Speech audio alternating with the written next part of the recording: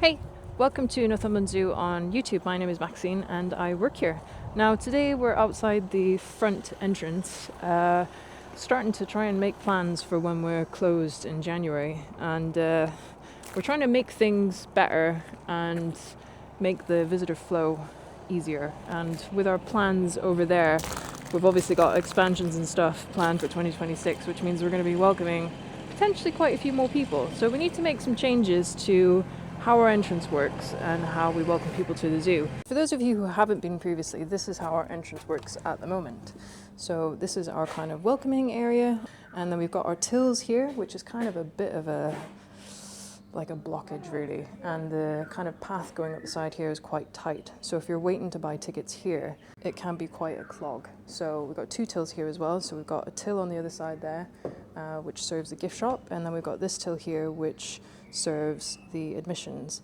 And it's worked, but as you grow you need to obviously change things, and when we kind of get really busy in the gift shop, we've got a massive queue here which kind of blocks the gift shop as well, and then you've got people waiting to come in as well. So this is why we need to make these changes.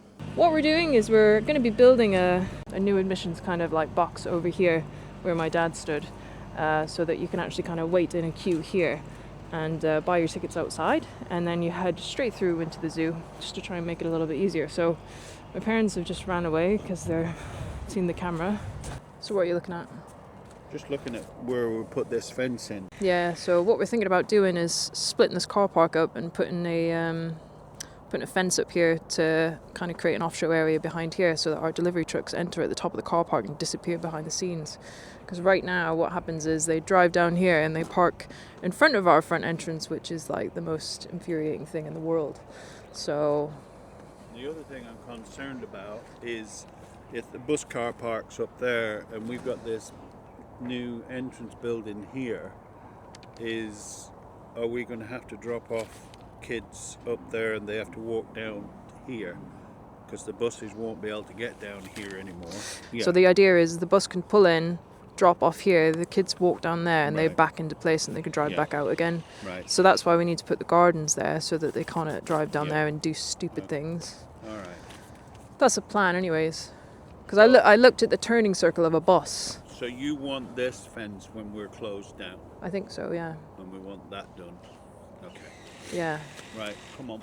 Well, this is the front side with a canopy over it, so if it's had to be raining, it does give a little bit of shelter when people come and check in. I know we haven't put the windows in there or anything yet. The whole thing is steel, and then we've insulated it with 3-inch foam, and then we're going to put tongue and groove floorboards on the floor. So how are you going to move this once it's ready to go? We got 2 telehandlers. So these are the new service windows. Yes. So when you get to the zoo, there'll be some happy person sat behind these windows. Cool. Very good. That's all right. Yeah. Yeah. Quite often when you go to ticket kiosks, they're always tinted. Do you remember those ones in Valencia, the aquarium? They were like black. You couldn't even see the person behind them. Not only could we not hear them, but we couldn't see them either. You can always tint them if you want. Well, I don't know. There must be a thing about it. They must be tinted or time something. finding the right windows. They were on eBay, and it was going to cost us £700 buying them off eBay, but we found their website, and buying them off the website, we got them for just over £400 for the pair.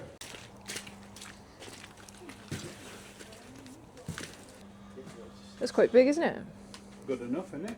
So there'll be enough space here for a couple of like little table things Well, I didn't know sit to on just and put a countertop all the way along. Yeah. I don't see why and then not. get some stools Yeah. for them to sit on. Yeah. And then we'll probably just need like some countertop and cupboards back here just for storage. Might as well. Yeah, as long as we don't make this too narrow. No, we don't want to make it too narrow.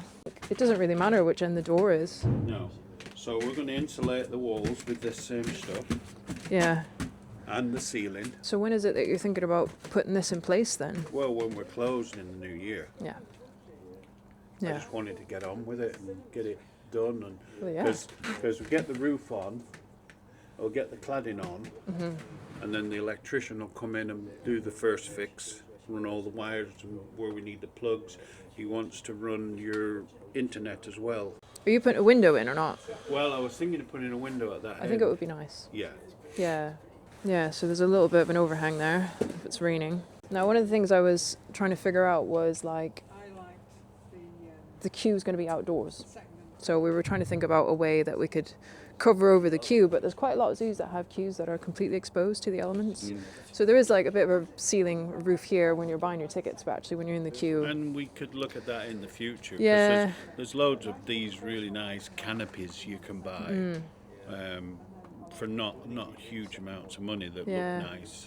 Yeah, I think we'll have to think of something, but it's just like, this is like the next step, because if you've been to the zoo, you will have noticed that when you go into the main entrance, it's quite echoey, and when you're ordering your tickets and there's kids running around the gift shop, and like for the poor members of staff working in there, like it's quite intense from a noise point of view. So if we can kind of get rid of that first admission table and just remove that whole process from the shop, it'll just hopefully make the process a lot smoother.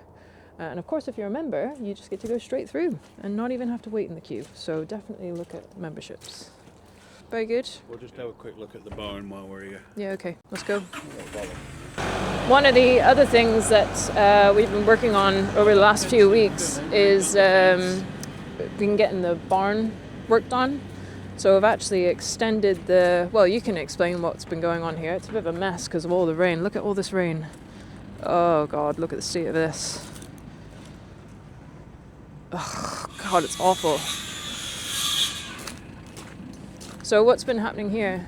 We don't have an off-show stable if we've got a sick animal and it needs treating. So normally we've got to shut down the barn and the public can't see the rest of the animals. So now we can put, it's kind of a little hospital. So we're just improving everything for the animals. So what exactly has happened here then? I'll show you. Wow. So the original building was there. So we've added 10 feet onto it to make it better. We've enclosed this part. This is going to be kind of, let's call it the hospital area here, where we can have an animal and be treated without, it being on show. And then the rest of it's just going to be extra room for the animals to be out in the fresh air, but not in the elements. So what's happening down here then? Well, we're just getting ready to concrete this. Oh, so extending the hard stand. Yeah, we're going to take the concrete out to that board. Right. And then when the concrete's set, we get all the new gates on. All right. New gates. Yeah. So we've got this one on, coming around here. We've got that one done. So I've just bought standard 13-foot gates. Really and truthfully, it needed to be 13 foot 3 inches. Right. So we kind of, if I had them custom made, they'd cost twice as much.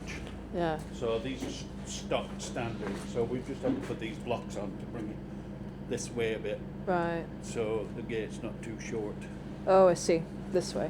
That Right. way, you Okay, see. yeah. Oh, very good. And then we've got gates to hang that way. Yeah, so this here is the kind of female alpaca paddock, which you can see from there, which is the viewing area. We don't come down here very often on YouTube, but over there that's Hog Springs, which is our most popular exhibit, and we've got the play area over there. So like you can view this paddock here, and you can also see the sand paddock as well, but this is kind of an off-show sand paddock. So we do have an on-show sand paddock on the other side, but quite often we've got these giant Poitou donkeys who are a massive pain in the bum. So we've got Jet and Jazz, if you've ever met our Poitou donkeys before. It's the world's largest breed of donkey, and it's a French donkey, and they get dreads. But in England, we have to keep them brushed so that they don't get horrible and painful. So these guys require a great deal of grooming, especially when they do silly things like this and cover themselves in hay. But they're massive. Look at the size of the ears. Mental. So these guys are really high maintenance. Wouldn't hugely recommend them as a as a species that you should keep in your zoo, even though they are very, very popular. But have a little look. Look at the size of the animal compared to the size of the little feetsies. And their feet are one of the main problems. So where they normally come from in France, it's really, really dry, really hard ground. And they need that hardness to keep the blood circulating around their legs and around their feet and keep the feet going really well. We get loads of damp, wet days, so when their feet get damp, they get abscesses and sores. So quite often you'll see our donkeys in the barn because they're under medical treatment because of their feet, and it is just so frustrating. But they're doing all right at the minute, but we have to take them out on walks a lot. We've got 2 sand paddocks to try and help with this. They're still quite young. They're like 7 years old, and they're quite like giant puppies. So they're a handful, and if they don't want to do something, they won't do it. But yeah, they're definitely one of the animals that's going to benefit from this extension, so that we can let them out and it's still nice and dry for them. So when is all this going to be done? Well, we get the concrete poured today and tomorrow. It needs a couple of weeks before we let animals go on it, and probably middle of December. Well, I think that's enough of an update for today. We've been super busy trying to get stuff done and get everything prepared for January closure.